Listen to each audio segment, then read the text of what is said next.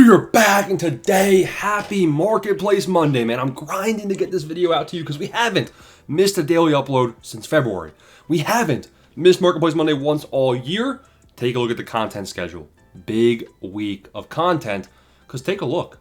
Legend and Flashback Collection update. We're going to have a second 99 overall in the game. Well, I guess we already have a couple 99s, but another Scott Rowland. Now, hopefully it's not as ass as Scott Rowland is. Hopefully it's somebody like Ty Cobb, the GOAT. Lou Brock, the GOAT. Big Piece, Ryan Howard, the GOAT. We'll see. It's not going to be realistically any of them, but I can hope. But the roster update is this Friday. Now, I don't like how they're saying roster upgrades and downgrades. Downgrades? Trent Grisham, please don't hurt me. But you can see we got a new multiplayer program dropping soon. We got that dropping on Tuesday. June Spotlight begins on June 13th on Friday. And then also Friday, we got, I don't know, man, sports at the beach or something, right? So kind of a crazy week of content. Now, in terms of my content, Tuesday, we're going to have not a normal roster update buy video. Go check out the recent content for buy videos, right? We're going to have a projection video. Final projections will be dropping on Tuesday. As well as Wednesday. Usually Wednesday we do a final buy, hold, sell video.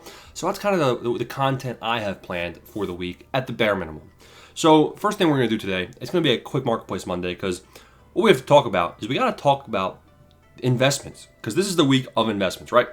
So if your guy that you are invested in is at true quick sell, you see a 0 in the sell now column, you see basically his quick sell price in the sell now column, you're cooked. If you're asking me, is this guy going up in overall? You are cooked. Now, a guy like Trent Grisham, 406.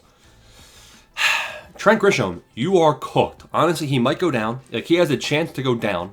He has a good chance to stay the same. And he has the same chance of going down to go +1. So, I mean, honestly, if I was still passionate about making the stubs myself instead of for you guys, I'd be selling all these Trent Grishams. What I think is going to happen is that he's going to stay the same, and then I'm going to be able to hold him for the next roster update, because he would be a buy target for the roster update number 4. This week's going to be roster update number 3. Mason Wynn, 691. Sal Frelick, 663, right? So these guys, while they're not at true quick sell, they're a little bit elevated. So you can tell based on how high their price is from quick sell, kind of what the market thinks of how they're going to be changed in overall come the actual roster update. People think Mason Wynn is going to go a little bit higher than Frelick, or they think that Mason Wynn has a greater chance than Sal Frelick, right? So I have Sal, and I have 840 of them, right? Like, he's borderline +1 in my books. Whereas Mason Wynn, I do think I am more confident that Mason Wynn goes up in overall based on some of his power numbers. I think he has like 4 home runs versus righties with his not so good power, right? Jacob Wilson, taking a look, right? So if you're holding onto a guy like Jacob Wilson is around 1,400 stubs. He's priced as an 83. I think he's going to be going 83. So technically you could sell, and you could, but it's going to be a long-term hold. It's going to be a long-term hold for Diamond with this guy right here. What I'm trying to say is that if your guy is already pretty high in price, it might not be a bad idea to hold on to him, right? Like Michael Garcia. I think we're going to see the highest prices probably come Thursday. It seems like Thursday is kind of one of the better days to be selling off some of these roster update guys, especially if it's one of these guys. If it's one of these guys that's up here, like if you have J-Rod, right? Julio Rodriguez, 20% chance at Diamond. But next Friday, around 1:30, 2 o'clock Eastern time, before the update, San Diego Studios is going to say, they're going to be like, yo, there's going to be 77 new Diamonds on Friday. And within that next 30 minutes, there's going to be a big-time scramble. With everybody that's borderline Diamond, their price is going to go up in price. And that could be a good period to sell one of these fringe guys like Julio Rodriguez, like Schwarber. You know, take a look at Schwarber, though. You don't want to get the rug pulled out from under you. Schwarber was around 2,500 stubs, and then we had the Weekend Classic market crash. So I don't really know what could cause a big market crash like that this week. Maybe the Legend and Flashback Collection, which is kind of where we can go now. But I want to talk about one more thing. Are there still cards that are investable? The answer is a resounding yes. Diamonds should be on your radar. PCA is a bit too high in price right now, but some people are saying Gilbert. Some people are saying Cal Raleigh. I am saying Mr. Josh Hader should be on your radar. Josh Hader is looking like he's going 87 overall, and I'm still buying in myself. I have, do the math, over 1 million stubs worth of Josh Hader. I'm basically just chasing 50% ROIs.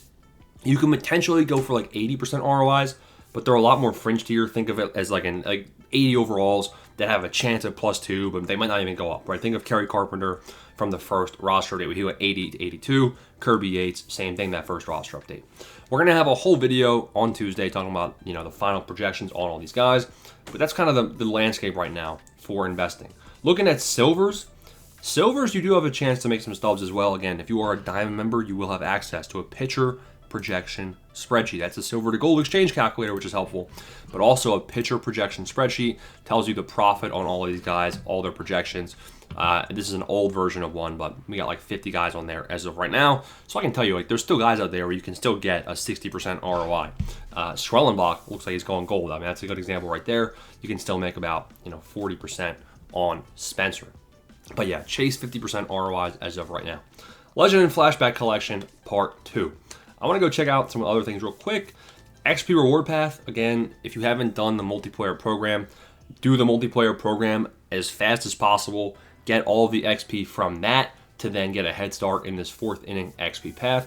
That's also a potential stub method because these bosses, as of right now, like Trash Can. Oh, holy Nolan Ryan. I used this guy in Weekend Classic.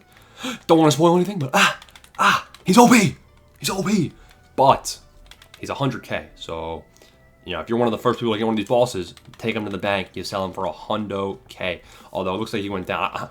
I signed him to a 1-game contract for 110, so he's already half in price, which is why you want to try rushing for this XP reward path. Looking at assorted programs, we do have the Spotlight Collection. We got Joey Gallo. We have the Corey Seager, the Kyle Schwarber. That's all great, right? If you are making tons of stubs from being a member of the channel, you can start spending your stubs. Always have some stubs ready to invest. If you have a million stubs that you're investing, I like having 5 million invested at all times. But if you have 5 million invested and you still have some left over, that's when I start spending my way through the game. So that's kind of how I play the game. But you can find out what number works for you. If you want to have 1 million invested, 1 million to spend, go ahead. I mean, it's time to. We're getting close. It's time to start having fun. Just keep in mind, depending on how long you plan on playing the game, because I plan on playing all year. These guys are 92s. When the 99s come out, it's going to hit different when you can just gem your way through these programs instead of having to grind it out. But the Legend and Flashback Collection brings us to the last part of the video. It's coming. The Legend and Flashback Collection is coming, and you're not going to want to miss it. The problem is, if you haven't done Scott Rowland, then you're going to be behind in the next Legend and Flashback Collection. So for me, there's not really any point. It's not like, oh, I'm so excited. However, on Friday, I will hit probably 15, 16 million stubs.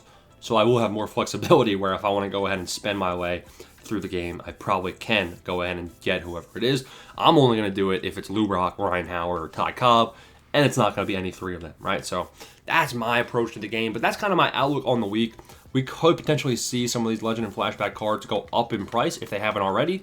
And you can see a couple weeks ago, or about a week and a half ago, I said, listen, these guys can go back up in price. And you can see they've been doing just that. So it looks like you might have already missed the time for the investment period on some of these players. But hey, maybe they go up even more. I'm not a big fan of investing in these Legend and Flashback cards, especially when it coincides with a roster update where I'd rather have my guys, my stubs, in somebody that's guaranteed 50% profit. Smash the like and subscribe button. Have a great Monday, man. Peace.